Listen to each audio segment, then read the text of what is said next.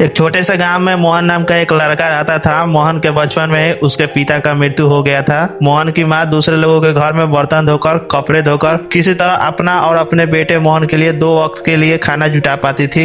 एक दिन मोहन की माँ बीमार पड़ गई, लेकिन मोहन के पास पैसा नहीं था कि डॉक्टर से अपनी माँ को दिखाए, क्योंकि मोहन अभी छोटा था। तो मोहन ने अपनी माँ के इलाज कराने के लिए अपने गाँव के लोगों से मदद मांगा, लेकिन गाँव के किसी ने भी मोहन का मदद नहीं किया। जब मोहन अपने गाँव के लोगों से मदद मांगते मांगते थक गया तो एक कुएं के पास एक बड़ा सा पेड़ था, वहां पर बैठकर मोहन रोने लगा। तभी उसी समय एक बूढ़ा आदमी कुएं के पास से गुजर रहा था। जब मोहन को रोते हुए देखा तो वहाँ बूढ़ा आदमी आया और मोहन से पूछा, बेटा क्या हुआ, क्यों रो रहे हो? तब मोहन रोते हुए बूढ़ा आदमी से बोला, मेरी माँ बीमार पड़ गई है, लेकिन मेरे पास 1 रुपया तक नहीं है कि मैं अपनी माँ को डॉक्टर से दिखाऊं, और मैंने अपने गाँव के सभी लोगों से मदद भी मांगा, लेकिन गाँव के किसी ने भी मेरी मदद नहीं किया, इसलिए यहाँ पर बैठ कर रो रहा हूँ। इतना सुनने के बाद बूढ़े आदमी ने अपने जेब से 100 रुपया निकाला और मोहन को दे दिया और बोला, मैं तुम्हारा मदद नहीं कर रहा हूँ, मैं तुम्हें ये 100 रुपया का कर्ज दे रहा हूँ। जब तुम इस कर्ज को लौटाने योग्य हो जाओगे तो ये कर्ज लौटा देना। उसके बाद मोहन ने 100 रुपया लेकर अपने घर चला गया और अपनी माँ को डॉक्टर से दिखाया। मोहन की माँ धीरे धीरे ठीक हो गई। फिर मोहन की माँ अपने काम में लग गई। उसके बाद मोहन ने भी गाँव के एक छोटे से होटल पर काम करने लगा।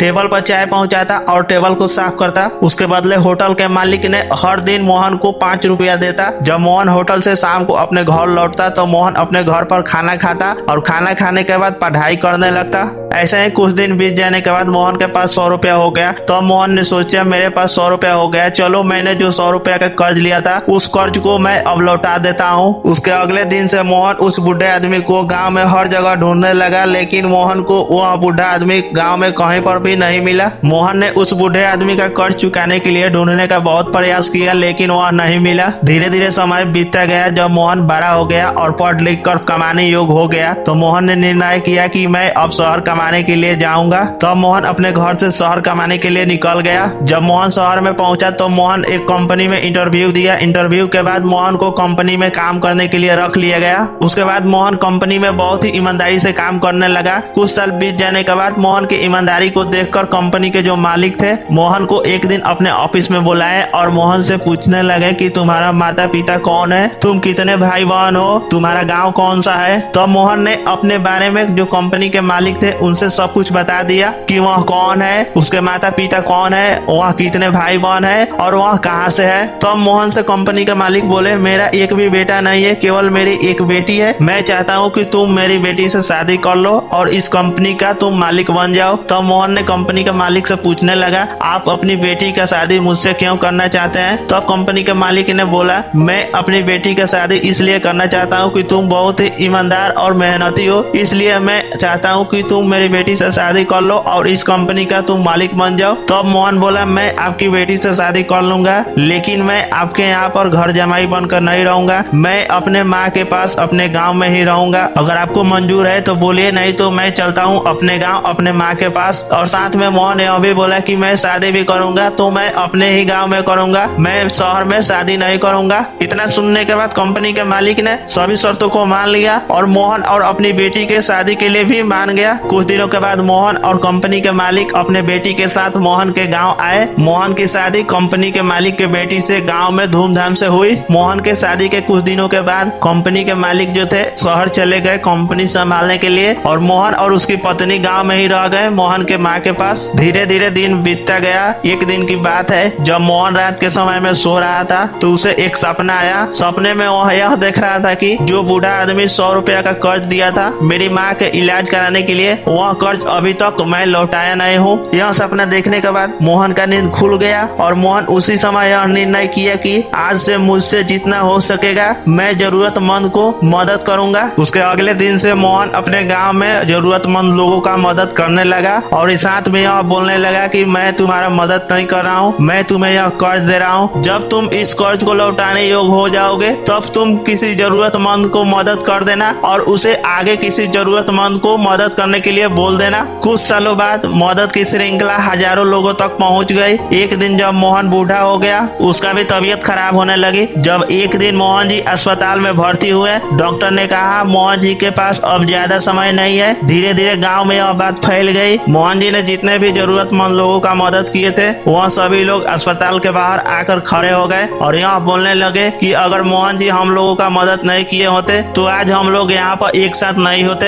यह बात मोहन जी के पास पहुँच गई। यह बात सुनकर मोहन जी थोड़ा सा मुस्कुराए और आखिरी सांस लिए और आंख बंद कर लिए। मोहन जी के मर जाने के बाद गाँव वाले बहुत दुखी हुए और गाँव वालों ने निर्णय किए कि जो मोहन जी शुरुआत किया है उसे कभी भी खत्म होने नहीं देंगे। इस कहानी से हमें यह सीखने को मिलता है कि अगर आपको किसी ने मदद किया है और आप उस व्यक्ति का मदद नहीं कर पाते हैं तो किसी और जरूरतमंद को मदद कर देना और उसे आगे किसी और का मदद करने के लिए बोल देना।